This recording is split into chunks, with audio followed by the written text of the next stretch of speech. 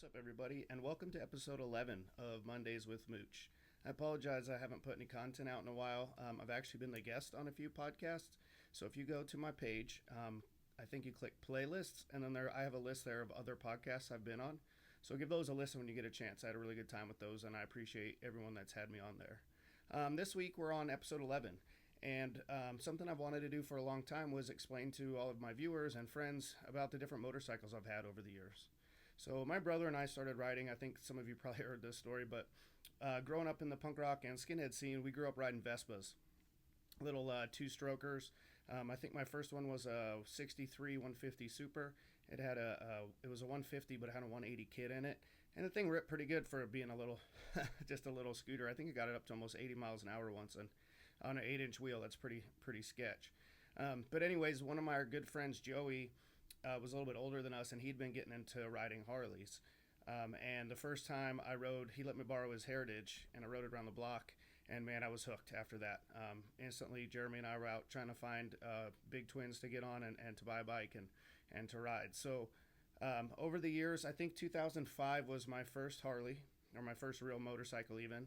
And since then, I've had 28 different motorcycles. And some of them have cool stories behind them. And so I thought in this episode, we would talk about that. So let me know what you guys think in the comments. Please make sure you like, subscribe, share with your friends. But yeah, let's talk about some of the bikes I've had. So after riding our friends' bikes, we were really on the hunt to get whatever we could. At the time, I think we were like, I don't know, 24 years old, probably 23, 24 years old, and hadn't established a lot of credit, so we were having a hard time financing anything. So we were really trying to get whatever we could. So my first bike, I got approved from the Honda dealership. My first bike was a 2004 Honda Shadow 1100. It was black, had some flames on it. But man, I was stoked. I mean, going from a scooter to that, it was pretty cool. I put some Vance and Hines pipes on it, and for a little while, it was a great bike to start out on. I learned on it. I had some fun, but I knew I really wanted a Harley. So pretty soon, my brother went into the Harley dealership, and he actually got approved. So being the cool brother he is, he made it a two-bike deal, and we each got Sportsters. Around this time, I want to say it was 2005, I had filed for bankruptcy, and I put the Honda in, the Shadow in with the bankruptcy. So it went back to the bank, and I was fresh on a 2005 Sportster 1200. We did some Bassani. I had some Bassani exhaust on it. I ended up putting some pullback T-bars on it. But we only had it for a few months. We started hanging around with this club out of Portland called the Outsiders, and they had a rule that you couldn't ride in their pack with a Sportster, and if you were going to go to their clubhouse, you had to park the Sportsters across the street. And so that didn't last long. We didn't stick around with the Sportsters too long. We quickly turned around and traded them back in, and I ended up with a 2006 Night Train. It was the first year they did that 200 back tire. I had the option between fuel injected and carbureted, and because those early fuel injected Harleys had a pretty bad reputation because they were using that Delphi fuel injection, I stuck with a carburetor. And man, I loved that bike. I stripped it all down. Actually, I took it to the Outsider Clubhouse, and one of the members, Spike, who has since passed, he helped me strip it all the way down. And back then, they didn't really have flat black bikes, so the motor was black, but everything else was still gloss black. So we stripped all the tints and actually found a local powder coat place that would powder coat it for me, and I had all the tins powder coated flat black. And then I had some pullback T-bars on it. I had the black Bassanis. That thing was pretty sick. So I had that bike for quite a while, and that's actually the bike I had when I moved to Nevada. I didn't have a lot of things when I was moving to Carson City, so I just packed. I mailed a few boxes down there, and then I packed like a military bag, and I strapped it to that bike, and I rode from Oregon down to Reno and then over to Carson City. And the whole time I lived in Carson, I had that bike. So I spent a lot of time on that bike. I rode to Vegas. I've rode to California, to Northern California, Southern California, back to Oregon and back. I mean, I put a lot of miles on that bike and really got to know and really had a good time on that bike. Unfortunately, back then I was still kind of struggling for work and figuring out what I was doing with my life, and it ended up getting repossessed.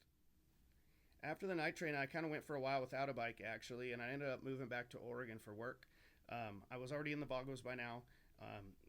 When I joined the Vagos, I was on that the Night Train. And when I moved back to Oregon, I was obviously trying to get on something else. I was, riding brothers' bikes, and people were loaning me bikes, and I had some stuff to ride, but I was really trying to get a bike of my own. Around then, I went back to work, and I was working for another Vago who owned a tile company, Slider, who was also no longer with us. Rest in peace. Um, and I started getting a pretty good job with him. It paid pretty well, and I started kind of reestablish some credit. Ended up getting financed on a blue Road Glide. So this was my first bagger. And when I first started riding, there was a pretty big stigma about Sportsters for sure, like I'd mentioned. But there was also in the Northwest, no one really rode baggers. The bagger scene hadn't really picked up. It definitely wasn't big in the Northwest yet. So I kind of was standing out in this big bright blue bagger. I needed to get exhaust on it, but I didn't really have a lot of money. So a brother had loaned me, or given me a Thunderheader. We thought it would work up great, but it didn't bolt up right. So we ended up cutting it and fabbing it and custom doing a bracket that would break all the time. Redneck from the Free Souls kind of helped me work on it a few times, but man, that was my bike, and I rode that thing all over. That was the bike I had when I joined the Mongols. There was an article about us in the Oregonian when we first started the Mongols, and there were some pictures, and that's the bike I was on in those pictures. I would ride that back and forth to northern Nevada, Reno, Carson, Northern California, and all over Oregon when I first started the Mongols. A lot of that mileage was between Salem and Eugene to Portland. But eventually someone actually stole that bike in Portland. And kind of funny side note, I guess it wasn't funny, but at this time I was already on probation for those charges I had in 2008. And the ATF agent that I was accused of attempting to run off the road allegedly, well, not allegedly, I didn't do it, but he had charged me with it. Anyways, they were still had a hard on to get me, and when they found out my bike was stolen, they were pressing the police department to say that I stole it, and they actually told the insurance company that I stole it. So I was actually in jail at the time for chasing those cops, and I was trying to get the insurance stuff figured out to get the bike paid off. So I wasn't going to make any money off of it. It was just paying off the loan. And when I called and talked to the insurance guy, I had told him I was in jail, and he said, "Oh, is this for stealing your bike?" So it was kind of a mess, and fortunately, the truth always prevails, and since I didn't steal it, it ended up passing. But so that bike got paid off, and then I went quite a while without a bike. I was going in and out of jail. I'd spent some time in jail. I had a lot of other things going on. I wasn't allowed to associate with the club anymore because it was on that non-association. So I went a little bit without a bike. I moved to anyone that doesn't know the story, when I was put on non-association, I knew there was a good chance, well, I just knew it was for sure that I was going to keep hanging out with the club, and I was going to end up violating going back to jail. So I decided to move to San Diego and joined the Dago chapter there. I knew that my warrant would be for a misdemeanor charge, and they likely wouldn't extradite on a misdemeanor, so I wasn't too worried about it. So I actually hopped on a plane. I flew to San Diego. I helped one of the brothers of that chapter, Mac, open up a tattoo shop. And while I was there, some of the guys had a couple extra bikes. One of the members was in the military, so he was deployed a lot. So he let me ride his bike. So I always had a bike to ride when I was down there. And then in late 2008, the Black Rain raids hit, and my whole chapter was busted. I think there was 2 of us left that didn't get busted, but I still had that warrant out. So I ended up going home and turning myself in. And when I got out of jail is when I decided to go back to school, and that's when I started trying to look for a bike. And the first one I bought was a 2008 Buell. It was an 1125R, so it actually didn't have the Harley motor in it. It had that new Rotax motor in it. That thing was fast. I bought it wrecked, and I think dude bought it at an auction, and he was actually really cool. So, I was a full-time student. I didn't have a ton of money, but he was selling it pretty cheap. And what he did is he let me put down half, gave me the bike, and as I was fixing up a few months, he let me pay him the other half. And the brother Rambler, who's no longer with us, rest in peace Rambler, he helped me go pick it up. So he was with me when we picked it up and loaded it in the truck, and he was going to help me fix it up. Unfortunately, it wasn't long after that he was killed. So that bike had some meaning to me because Rambler had helped me out with it. I got that thing just completely trashed and rebuilt it, and man, it turned out to be a pretty cool bike. Actually, I put a D&D exhaust on it, and the Harley dealership up there, they had that exhaust because they were going to put it on their race bike, and they said it was too loud. And being young, and I don't know, just back then when I was young, I was like, oh cool, too loud, that's for me. So they gave me a really good deal on it, and I'll tell you, that was the loudest exhaust I've ever heard on a motorcycle. It actually sounded like a Top Fuel drag bike when I fired it up, and I swear I almost killed an old lady in Walmart. She was walking back with her groceries when I fired that thing up, and I thought she was going to have a heart attack. So after the Buell, I ended up selling the Buell, and made a little bit of extra money on it. So I was looking for a bike around $6,000-$7,000 range. I wasn't financing anything at this time. Like I said, I had a bankruptcy, and then that bike got stolen. So My credit wasn't great for financing at the time. So I was just trying to pay cash for something. And I fixed up, bought that Buell pretty cheap. I want to say probably around 2 grand. And then I ended up selling it for like 6,500 bucks. So I had some good cash sitting in my pocket. Back then bikes weren't too bad. So I was looking for a new bike, and I came across this really cool, it was a rigid frame, Dyna Springer, rigid chopper with the Evo motor in it. And I think they wanted 8 grand for it or something. But I went down there and talked to these guys. It was in a barn. It was spray painted. I honestly was worried that it was stolen. But they had all the paperwork. They had all the all the MSOs and everything I needed. So I actually ended up buying it for 6,000 bucks. Got it registered, no problem. And I had that bike for a while. Man, it was a pretty fun bike. It was cool. It looked really cool. But I'll tell you what, having a rigid as your only mode of transportation, not a great idea. And I remember one day I was riding to college. I was riding to school. And there was no front brakes, just a rear brake on this thing. And I remember looking in my mirror, and I thought I was seeing some smoke, but I just had one mirror on it too. So I got off in the exit, off the off ramp, and I was coming to the stop at the light, and my bike wouldn't stop. I'm stomping on the brake, and nothing. So I start jamming into downshifting, trying to lock it up, and I'm coming into the intersection, and thankfully there wasn't a lot of traffic in the intersection. I slowed down enough to pull over. What had happened was there was like an oil sensor that came out of the transmission or back there under the oil bag. There was like an oil pressure gauge, and it had broken. So my entire oil bag had leaked out, emptied the whole bike of its oil, and then all of that oil got filled in the back brake caliper. So I had no brakes. Also, the entire right side of my jeans were covered in oil. Needless to say, I missed school. I got that bike cleaned up and I sold it. I decided that having a rigid wasn't for me. I'm not a huge mechanic. I was constantly tightening things down and working on it. And it didn't pan out. I knew it wasn't going to work out for long rides, and I knew once I got off probation I was going to be back to riding a lot. So that just wasn't going to be the bike for me. So I ended up selling it to a guy, and it's pretty funny. I had a tool bag attached to it, but I'd taken my tools out. And when I'm selling to this guy, he shows up with his wife and kids. I can tell you probably hadn't had a motorcycle before. The chopper craze was still pretty popular then, and I told him, "Oh, this is the tool bag here," and he's like, "Tools? What do I need tools for?" So he probably wasn't the guy to get to buy a rigid, but he picked it up, and actually after that, I bought a really cool Heritage Softail. I was in the market for a Softail. I was wanting to get a Heritage. Back then, the Mongols were well known for having those lowrider Heritages with the 21 and the fishtails, and I was really wanting to do one up like that. They were pretty expensive, and I was having a hard time getting a good deal on one. And I actually found one through some mutual friends. There used to be a crew up there called Urban Chop Shop. They made really cool bars and some custom parts. And they had one that was already pretty cool. So I got a really sweet deal on that. I think I bought it for around 8 grand. And then I started fixing it up. I kept the bars. I used their bars that were on it. I kind of heat taped some stuff. I powder coated some stuff. And at the time, the 21-inch front wheel on a Heritage, no one in the Northwest was really doing that yet. So I took it to Harley, and I had a takeoff wheel. I think it was off a Night Train, but it was just a standard spoke 21. And I asked them to put it on, and they told me it wasn't going to work. They said there was no way it was going to work. And I said, "Hey, trust me, it's going to work. Everyone, all over the country, people are doing this. It's going to work." And of course it did, and it ended up looking great. So that bike I had for quite a while. I love that bike. And I ended up selling it to a brother from Australia, Dave Bastard. At the time, he was coming back and forth, getting tattooed. He was buying and selling bikes, and he bought it for himself. He wasn't a Mongol when we first met, but he's a Mongol now, and he has been for over 10 years. He's a lifetime member and one of the original Mongols in Australia. So he has that bike. So there's a lot of meaning to that bike, and that bike was really cool.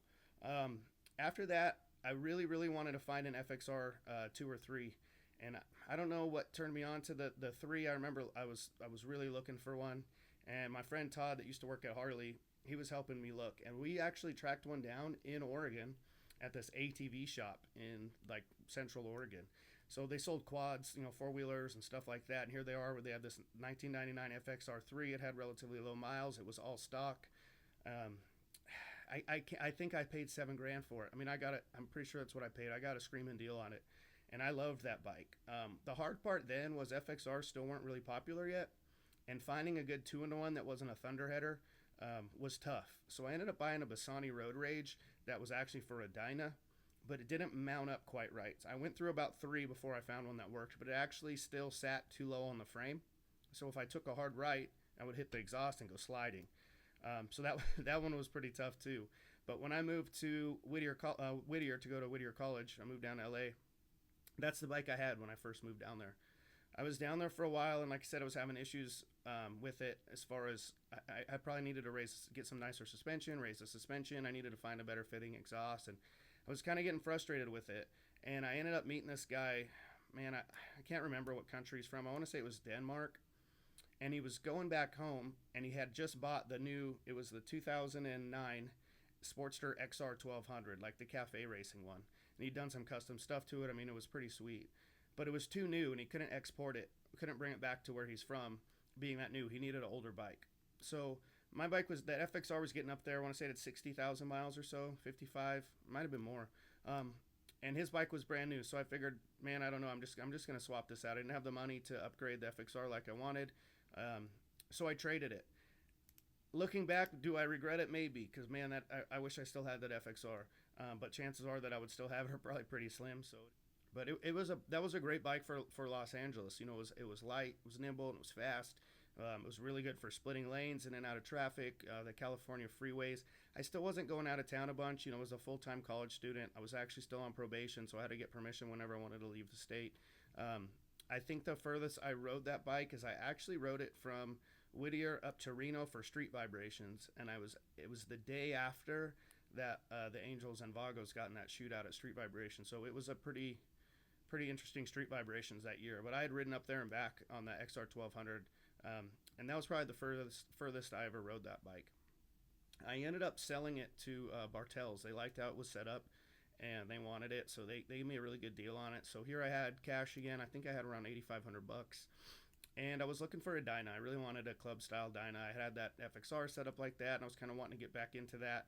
This was probably 2011 or 12, so Sons of Anarchy was out. It was starting to be a pretty popular style, so there was a few good ones out there for sale.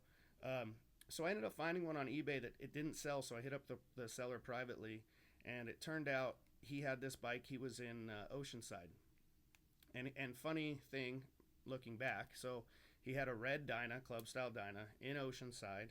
He said he had bought it in Arizona, or he bought it in Oakland, but he had titled it in Arizona because that's where his folks lived. So, man, all the red flags. I'm thinking I'm about to go buy this bike from a Hell's Angel. I'm going to roll up to his house, and it's going to be all bad. But I took the risk, and I went down there, and so I walk into his garage. He had his garage door open, and I'm just looking for stickers or anything to try and figure out what's up.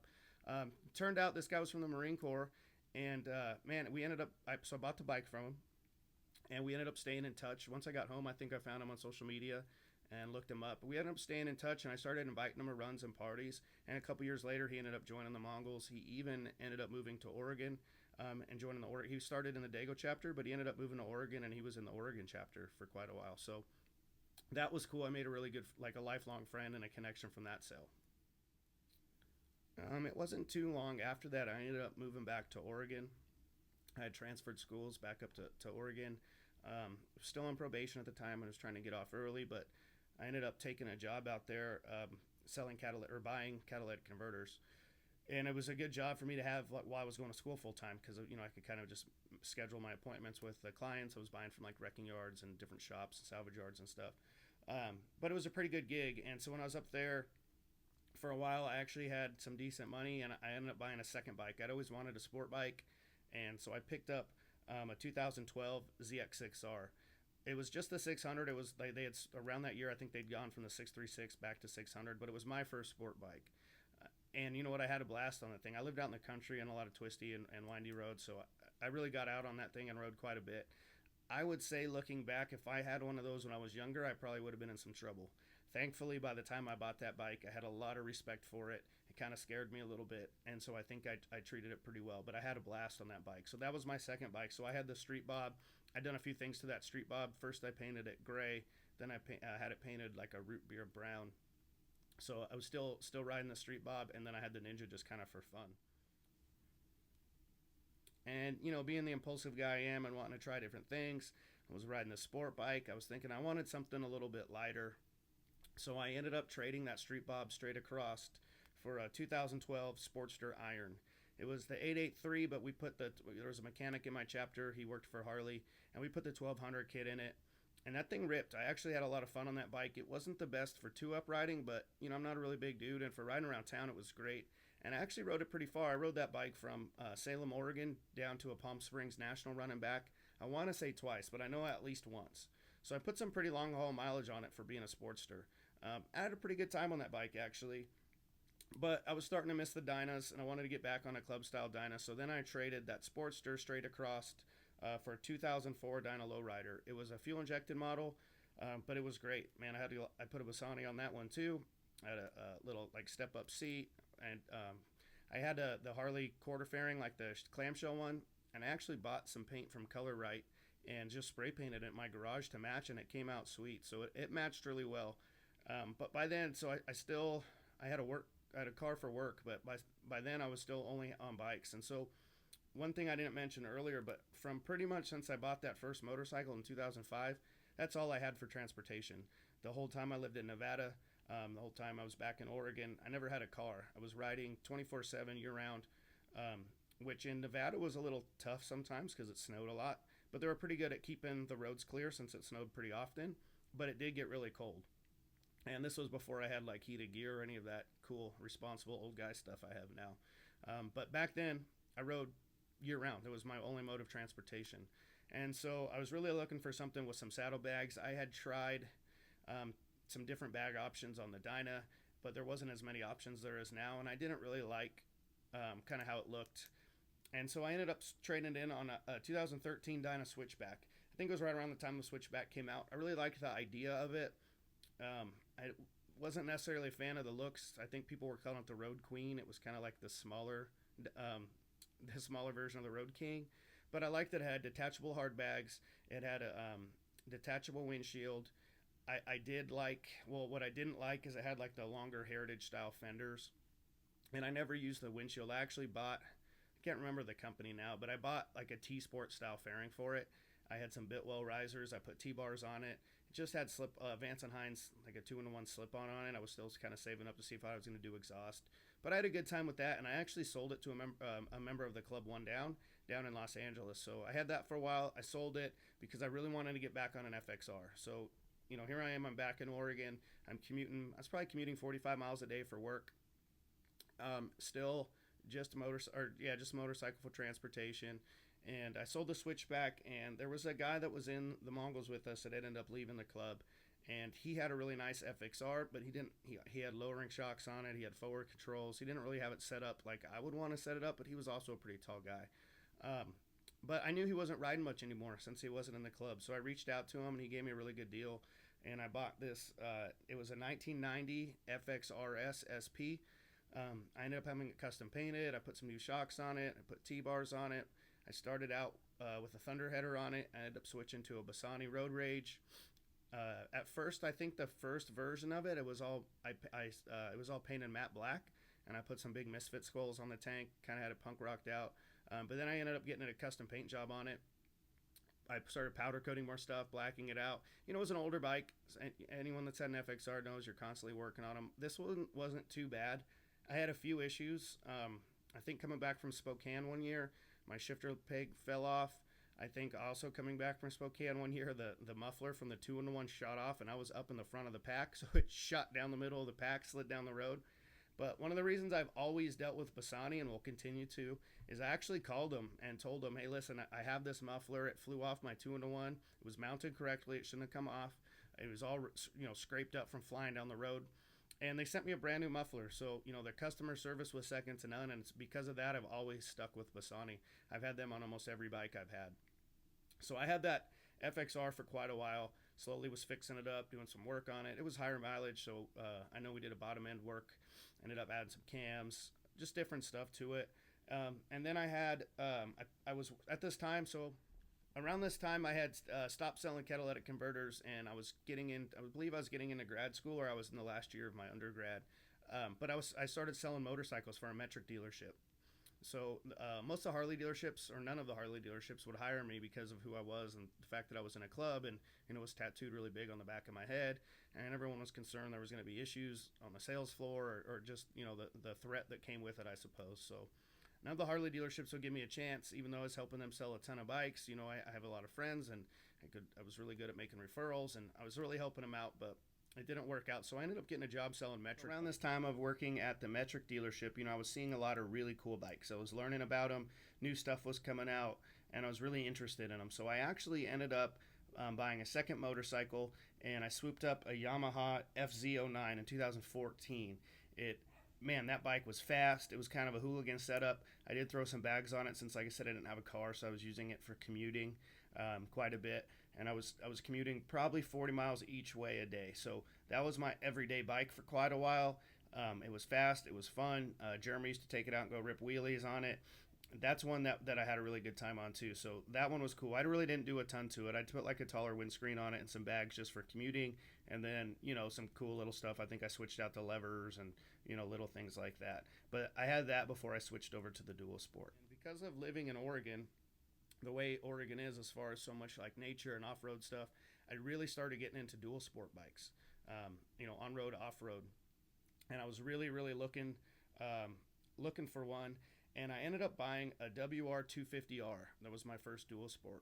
So essentially it looked like a dirt bike, but it did have a street motor in it, so I didn't have to do all the dirt bike style maintenance. You could ride it on the freeway. It was a 250, but the thing would probably go about 80 miles an hour. Around town, it was real snappy and quick. But I would ride it up to Mount Hood a lot. I would ride off-road. I would spend days up there riding.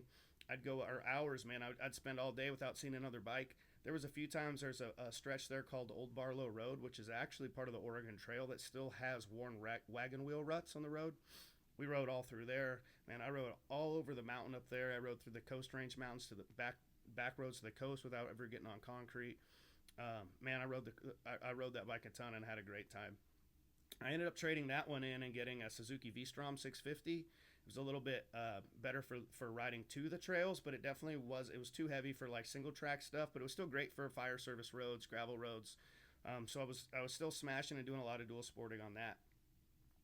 One day I had the FXR in there at the Harley dealership at Paradise Harley, who used to do all my work back then when I lived in Oregon. And I had the FXR in there doing some work, and I came outside and there was this Road Glide there. It was I want to say, it was a 2008 Road Glide, but it had a bunch of work done to it. It had compressor releases. It had I can't remember who made the exhaust, but it had an exhaust that was built for the motor work that had on it. The thing ripped. I think it was right around 125 torque and 115 horsepower. The only thing is it had apes on it, but everything else was great. He had all sorts of chrome accessories. It was a sweet bike. So I ended up getting a really good deal on it. So I traded in the FXR, and then the first thing I did is I put some Lucky Dave's Lucky 13 T-bars on there. And man, within weeks of having it, it was our first long road trip I ever done with my now wife Ashley. But we started up in southern Washington, and we rode the Coast Highway, Highway 1, from southern Washington all the way to the end of Oregon, actually to Crescent City, the northern part of California, and then looped around and took the interstate back. But we took about 4 days riding all the way down the Coast Highway on that bike. So that bike I had a lot of fun on. And then, man, a little while after owning that bike, I was just graduating from school. I had just settled this lawsuit with the state, so my face was in the paper a lot. I was kind of having a hard time finding a job, and we were trying to figure out where we were gonna move to. I did some job interviews in Dallas, Texas. I did some job interviews outside of Orlando and Spring Hill, Florida. And so at the time, knowing that we were probably going to move, I just thought it'd be best to sell the bike. This was probably the first bike I had financed other than the dual sport stuff. But the bikes back then I used to own because I was buying and selling them and trading them. So this was the first bike I'd really had financed, so I had a payment. And I just thought, it's best to not have a payment and not have to figure out how I'm going to move this bike, because I knew when we moved, we didn't have a lot of stuff, so we were likely just going to take the cars out there, not like a moving truck. So I ended up selling it to one of the brothers' dads, who I believe still has it. So that was an awesome bike, and I had a really good time on that. I wasn't planning on buying another bike until I moved, until I knew where I settled in. But in 2017, about halfway through the year, the Road King Special came out with the new Milwaukee 8 motor, the 107. And I was just kicking at the Harley event. I think I was there for a swap meet selling some parts. And, they talked me into taking it for a test ride. And right out the gate, it felt just as fast, if not faster, than the built Road Glide I had. And one of the things that really sold me on it is that built Road Glide was fast and had a lot of fun. But with the amount of miles I was riding and how often I was riding, I was always kind of hesitant about having a bunch of motor work done because I was worried about reliability. And I know people have different opinions on that, but for me, I didn't want to sacrifice reliability for super huge motor work. And so the fact that this bike felt fast and felt built but was stock had me sold. So I bought that bike. I loved it, and I was probably a month before I moved out here to Illinois. So that was the bike I had when I moved out here to Illinois. So I ended up buying the Road King Special because I really liked it and I really liked the power. Around that time is when Ashley and I decided we were moving to Illinois. So we packed up both of our cars, the dogs, everything we had just in the 2 cars, and we ended up driving out here to Illinois. So I didn't bring the bike with me right away. One of the members from the Kansas City chapter was a long-haul truck driver, and he was able to pick my bike up for me and bring it out here. And I believe it was like in December when we finally got it. Might have been January. So I got it out here when it was pretty cold. I had it for a while. Around this time, my dog, who's since passed, but Lola, she had a spinal stroke and became partially paralyzed in her back legs. And the vet bills were around $10,000. So I was having a hard time keeping up with paying the bike payment. Like I said, this was a bike that I would now had financed, so I had a pretty decent sized monthly payment. And I was kind of falling behind, so I wanted to get something cheaper. So I ended up trading it in on a new Softail Slim. It was the new model of Softails. It was I believe it was 2000. Yeah, it was 2018. So it was that new frame. It had the Milwaukee 8 motor in it. And what was cool about this bike is this is when I first started going to Evolution Cycles, who's that logo here, to start working on my bikes. I had met Drew through some mutual friends. At the time, he was working at a different shop before he started his own. But Drew custom fabs a ton of parts. He's that guy that he'll never say this isn't going to work. He'll figure out a way to make it work. So the Softail, we did some little things too. We got some bars from Nash Motorcycles, did some exhaust. And then Drew, we took off like the front fender, and then Drew helped me. We did a tank lift, but what Drew did is got all the wiring out from under the neck, and those new Softails come with like a big plastic box under the neck for like plug it in your USB cord, and there's a bunch of other stuff. And we just did a wire reroute and covered up all that stuff. So it was all pretty simple, but it looked really cool. We had this, ended up being kind of a cool custom bobber looked like a lifted tank. It was pretty neat. So I had that for a little while. That was a really fun bike. I really enjoyed it. It was kind of hard getting used to not having bags anymore. But I was mainly riding around Illinois and then St. Louis and back quite a bit. So it was a really good bike for that. Unfortunately, that bike was stolen when I was on vacation. I came home and it was gone.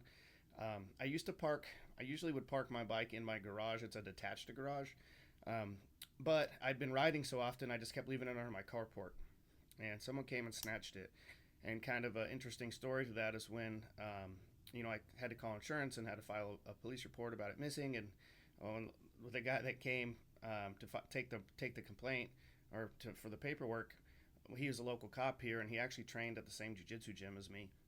So he showed up, and we were talking, and I said, "Hey, man, is this pretty common? Like, just have someone's motorcycle stole right out of their yard?" And I said, it's a pretty small town here in Mount Vernon. He goes, "Yeah, man, it's not too common. It only happens probably about 4 to 5 times a month." Well, 5 times a month seems like a lot to me. So ever since then, my bikes stay locked up and they stay in my garage. So unfortunately, that bike was stolen. And so I ended up, what did I get next? Oh, okay. So after that one was stolen, I figured I would get something even cheaper. We were coming up on winter time. I figured it'd be nice to have a low payment, and I was really working a lot with Drew, and we were trying to figure out something cool that we could do. So I bought a 1200 custom Sportster. It was the white, and it's when they redid like the retro style gas tanks. I mean, as far as the paint jobs go. And so I picked that up, and me and Drew had a lot of cool ideas for it. So we chopped the fender, custom did the fender, we powder coated the wheels white. We got some cool bars out of a company in Oregon, and some kind of exhaust, like shotgun style exhaust, and a lot of just kind of custom parts that Drew did, and then we all put together. So we did some fork covers. We did a lot of different stuff, but that bike came out really cool and ended up being in American Iron magazine. The photos I'll show, some of those came from an actual professional photo shoot that we did for American Iron. So that bike was awesome. That was a really fun bike, but just like I told you guys before about Sportsters, they were really fun for around town, but when I'm commuting to St. Louis and back and forth quite a bit, just not the best on the interstate. It's pretty high RPM range, pretty lightweight, not great for packing stuff onto, and definitely not the best for two-up riding. Drew did a really cool custom sissy bar in there and a lot of cool stuff though. So I mean that bike came out awesome. Around then is when I was starting to develop the relationship with Black Diamond and Roadhouse Harley Davidson out here. I met Shad, the owner, and we were getting pretty close. And he really, really liked that Sportster, and he was really trying to talk me into selling it to them so they can have it. So I did, and I sold it to them for a Heritage Softail. It was a 2009. I wanted to go back to doing that kind of Mongol Cholo style Heritage. That was my vision. And I found one that the 2009 was already. I mean, I still had a lot of work to do, but at least had shotgun exhaust on it, so it didn't take much to add the fishtails. Again, I took it to Drew at Evolution Cycles, and together we had a vision for it. We did wheels. I took it to Shane. Shane Muse from the Mongols. He's a custom painter. I kind of gave him a vision for my paint job, and he did this really sick club paint job on it.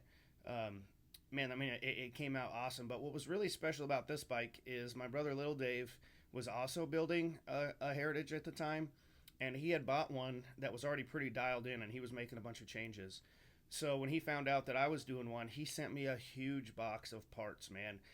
Carlini bars, a couple of sweet badass custom seats, some timing covers, points covers, a bunch of really, really cool stuff. So the really meaningful part about that bike was I called it El Mooch because it was all pieced together from gifts from friends. I mean, the Shane did the paint job for me. Drew built it. Parts came from Dave. It worked out in a way where it was a really, really special bike. Unfortunately, after having, had I think it had 19-inch ape hangers on it. And once I had my spinal fusion, they said I couldn't ride anymore. And I knew that I probably would be able to, but I didn't know how long or for how far. And I definitely knew I wasn't going to be able to do apes anymore, because one of the things about my fusion is it really limited my up and down mobility. So this is about as far up as I can look. So riding something with big apes and trying to look up, it just wasn't going to work anymore. But because that bike was so meaningful to me, I wanted to keep it in the family. So I ended up selling it just for what I owed on it, which was cheap. I think I owed $8,000 or something, to another Mongol here in the St. Louis area. So that way it stayed in the family. The parts that were gifted to me were gifted to another brother, and everything stayed tight. During my recovery, I went without a bike for probably about a year. And I honestly wasn't sure how, the recovery was pretty painful. Like I said, mobility had changed quite a bit. I wasn't sure what I was going to be able to do to start riding again. So I went and met with Drew, and we sat down and we kind of came up with some ideas about riding positions and what to look for, and maybe what kind of things would be able to help keep me on the road so I can keep riding. And at the time I thought, well, at very least I can still at least ride around town and kind of some southern Illinois area. So I wasn't looking at baggers or anything big yet, especially knowing that I'm not sure if I was going to be able to ride often or how much. So I picked up a really cool Springer Softail. It was, 1996 Softail Springer, and I got it from Black Diamond. Shad really helped me out and hooked me up on it. It was, everyone knew that I was coming out of the surgery and I was in recovery, and so they really helped me out get on that bike. First thing I did was take it and drop it off with Drew, and man, back and forth we were sending each other pictures and ideas, and I really wanted to have like kind of a 70s style vibe to it. And one of the things that we wanted to do, since my neck was fused, is to have some cool handlebars made so that my posture was straight up and down. So Drew made these really cool custom buckhorns, or kind of rabbit ear buckhorn. I'm not sure how to describe it, but you'll see in the picture. But he did these badass custom bars. He had them chromed. I wanted to do upsweep fishtail exhaust on this bike, and we were having a hard time finding them. So Drew fabbed those up too. He fabbed up a really cool sissy bar for it. Drew put in a ton of work on this bike, and it came out looking awesome. We ended up finding like a cool old school style seat, but we wanted to kind of have that old school style, and we really nailed it. I mean, it came out great. It was probably one of my favorite bikes that Drew had built for me at the time. Man, that bike was awesome. The more I started riding it, the more I realized that I could start riding further. I was going back to St. Louis and back and forth to St. Louis quite a bit on it. Alton area. I mean, I was putting on some miles with it. And you know how those older Evos are. With my FXRs and stuff, they had cams and different, I put on cam in them and different things, and so they actually held up pretty well. But now most of the group had Milwaukee 8s or bigger motors, and here I was with this 80-inch Evo. So I was pretty much wound out around 70, 75 miles an hour at high RPMs, a lot of vibrations. And I decided, you know what, I think it's time I step up to a bigger bike. So I actually traded that back in to Roadhouse, and they ended up selling it really quick because it was so cool and so custom. And I bought a 2020 Road Glide Special. At first, they actually gave me the black one, but then I found out I could get the cool blue, red, white, and blue one for the same price, so I swapped over to that. And I had that bike for a little while, man. That was probably when I realized it was one of the more comfortable bikes for my neck. What had happened was I was going to a ride called the Boogie, this big party in Indiana, and it was super hot out. It was decent amount of mileage, and I really didn't want to push the Springer that far because I didn't think it would keep up, and I'd be leading the pack, so I didn't want to be slowing everyone down. So the guys at Black Diamond let me borrow a Heritage that had the Milwaukee 8 motor in it, and the bike that I borrowed had a rider backrest on it, which I always thought were like for old men, and I used to make fun of. But that was a game changer for me, man. Between both the Milwaukee 8, going back to it and realizing what I was missing, and then that rider backrest, I said my next bike is going to have the Milwaukee 8, but it's going to have a rider backrest. So on that Road Glide, I put the rider backrest on it right away. I actually kept the stock bars because they were not very cool looking, but there was a great riding position for my neck, and it was actually one of the more comfortable riding positions I was in. So I didn't do a ton of that. I did a new intake on it, which now those ones come pretty much stock on the specials, but at the time they didn't. So I did that Screaming Eagle intake. I just had some slip-ons on it. I put Apple CarPlay on it, and then little things like custom dynamics lights and stuff like that. But that bike was really cool. And then I had it for a while, and then my wife ended up during COVID. She's a bartender, and at the time was a full-time student. And during COVID, the bar was closed, so she ended up going to work selling bikes at Roadhouse Harley Davidson here in town, the local Harley dealership. And being a supportive husband that I am, figured it was time for a new one. And Harley just came out with the 2020 Street Glide special that was all white. And I've never owned a Street Glide before. I've always liked how they looked, but I always known that, I've always heard how much better handling the Road Glide is and how it's so much better bike. So I just never really messed with the Street Glide. But this all white one spoke to me, man. It was so cool looking, and I wanted to have it. So I traded in the Road Glide, the 2020 Road Glide special for a 2020 Street Glide special. And thankfully, these guys are my friends and homies at this place, so I never was really getting screwed with negative equity. Everything was working out pretty even.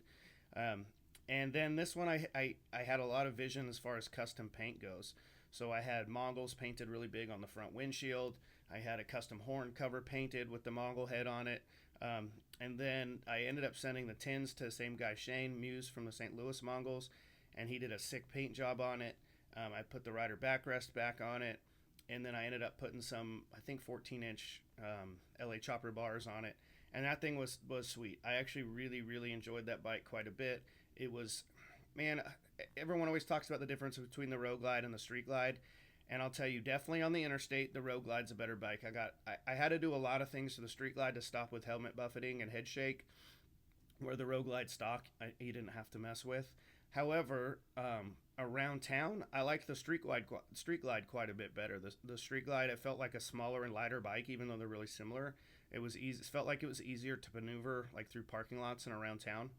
But interstate, the Road Glide was definitely better.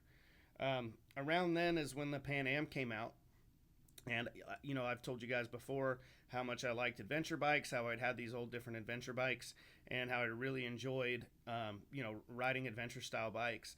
So I went and test rode a Pan Am and thought, man, this thing is sweet, but I wasn't sure if I really wanted it as a full-time bike. It was going to be, I was still an active member of the club, even though it was technically a Harley. I know it was going to look weird in the pack. It was going to be different. But I started kind of thinking about it, and I was thinking, I don't know how this is much different than the idea of a club style Dyna, right? Like, here's a lightweight, nimble bike with good luggage, fairing, you could tour on. It's going to be fast. I still, I had some really good luggage for it. So I figured, you know what, I'm just going to give it a shot. So I took the Street Glide back and got it repainted. So Shane did an awesome job covering up any of the stuff that was club related and still keeping it look awesome. The windscreen and the horn cover and some of the stuff that had club stuff on, I just gave to a brother so he could have it on his bike. And I picked up this Pan Am, and the first thing I wanted to do with the Pan Am, and I already talked to Shane about it, was a custom paint job. Just thinking, hey, listen, this is a new bike. There's not a lot out there, so a custom painted one is going to get noticed pretty quick. So we did a really cool custom club paint job on it. Heavy metal flake, big Mongol heads on the tank. That thing came out sick. I love that bike. I had a blast on it. I rode it to Chicago and back in northern Indiana. We put some miles on it. The reason I ended up trading it in is just because it was so new that there were still a lot of electrical issues with it. The battery would die if I left it unplugged overnight, so I had to pretty much be on a tender every night, which would worry me about road trips and longer distance riding. There was just a lot of little gremlins still getting worked out, and with the amount I ride and the distance I ride, it didn't feel that was going to be the best bike for me. I just didn't trust it. It wasn't reliable enough. So I decided I was going to go back to a Road Glide, and as I was working the deal, Black Diamond had told me, hey, well, they said just wait because they're about to announce some new models. Because I was really into the Gunship Gray Road Glide Special. I loved the color with the black. I thought it looked great. But I took their advice and I waited. And sure enough, that's when they announced the Road Glide ST with the 117. At the time, we thought it was going to come with the aftermarket suspension and stuff, which it didn't. But for the price difference and the way that these guys treat me, it was a very negligible price difference for me to go with the special versus the ST. The only problem was they were only releasing certain numbers to each dealerships at a time since it was so new. And so I would have had to wait quite a while for the Gunship. And man, I didn't want to wait. So I ended up trading it in and I got the black and bronze Road Glide ST, a 2022, and that's what I'm riding now. I've done a ton of cool stuff to this bike. This is the one that I rode in episode 1 when I rode to Oregon and back. I've ridden it cross country. I put about 10,000 miles on it in the first 8 months of owning it. So, maybe even less than that. So I put a ton of miles on it. This is another one of the Mooch bikes where I got a lot of really cool parts gifted to me. My homeboy Clayton in Oregon had just bought a Screaming Eagle Road Glide, a used one, and it had some cool bars and risers and stuff, and he had swapped some stuff out. So he had some takeoff risers and bars that he sent me. They were thrashing risers and bars, so I just ended up getting perch clamps. I had to get like the relocation kit for the risers, little stuff like that. Another homie from Steven from Club Style, Illinois had given me the exhaust. Mike from my chapter at the time, he was traded in his Street Glide for the new Lowrider ST, so he had this really cool brown saddlement seat, and it was the Evolution Cycle version. It had the EV's logo on it, so he gave me that. So a lot of parts just started coming together, and I really set this bike up how I wanted it to be set up. I have Little Dave hooked me up with the Saddleman Road Sofa, which has the rider backrest. That's what I used going to Oregon and back. Around town and just kind of around Illinois, I still use the brown Saddleman Step-Up. I got a really nice windshield from Long Ride Shields that I used. If you guys watch, it's either episode 2 or 3, I do a product review, and it's on all the different parts that I had on my that I've had on this Road Glide special. So that was check that episode out, and you can see all the different parts. So anyways, guys, that was bike 28 for the Road Glide special ST, bike 28. So since I started riding in 2005 to now, I've had 28 different motorcycles. I believe I've had 8 or 9 in the 5 years that I've lived here in Illinois. So usually I have them for about a year. I'm still trying to figure out what I want to keep. This Road Glide ST is probably the best fit for me as far as with my injury and the type of riding I do. But it's still really expensive, and sometimes, sometimes I still struggle to make the payments on it because it's so high. So sometimes I consider getting maybe a lowrider ST. I've also been talking with Drew lately about potentially doing another full build like we did with the Springer, and maybe even doing a frame chop and trying to do kind of a modern style chopper, but more of that 70s style, but in a modern frame with the M8 motor. So that's kind of where I'm leaning right now. If I had to say which one was my favorite, I don't know, because every one of them, as you guys can tell, have had different stories and cool backgrounds to them. I really, really enjoyed every one of them, and they all kind of served their purpose at the time. The one I probably missed the most would be that FXR 3, because it was just rare and it ran great. And out of all the FXRs that I've ever been around or had, it was the only one that ever really had a lot of issues. I really miss that bike a lot. That was a solid bike. But as far as the best setup for the type of riding I do and what I do, I think this Road Glide ST has definitely been my favorite. The Pan Am, I think if it would have had probably a little more reliability factor to it, I don't know, I might still have that. However, I do remember on my cross-country trip, if you guys that watched it, I went through a stretch in Wyoming that had a really high wind advisory, and it was blowing me up from one lane to the other on the Road Glide, and I imagine that would have been terrible on the Pan Am. So I'm not sure what's coming next. I'd love to say I'm going to keep the Road Glide, but I've actually got it up for sale right now to see if I can sell it and get something cheaper for a little while. We're going into winter, and that seems to be my pattern right now. So we'll see how it goes. But let me know in the comments what you guys ride and what you think your favorite bike is and which one you like the most out of mine. And I really appreciate you guys tuning in. And until the next one, I'll see you guys soon. Thank you.